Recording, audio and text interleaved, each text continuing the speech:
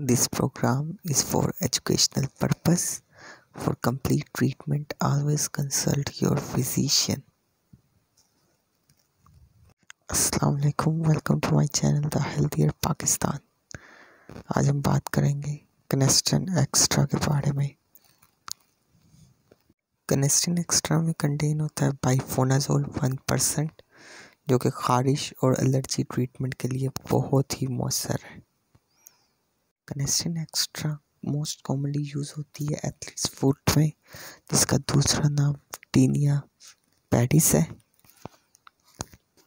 Tinea pedis mainly होता है socks पिघलने से या शावर लेने से या फिर इन्वायरमेंट के चेंज से।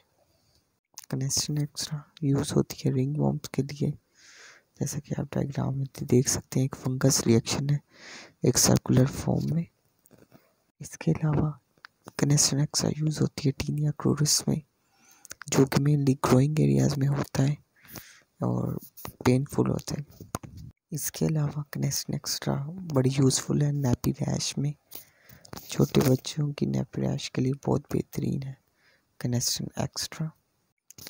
कनेस्टिन एक्स्ट्रा बहुत ईजिली अवेलेबल है medical stores. Stay healthy and fit and subscribe to my channel, The Healthier Pakistan. Shukriya.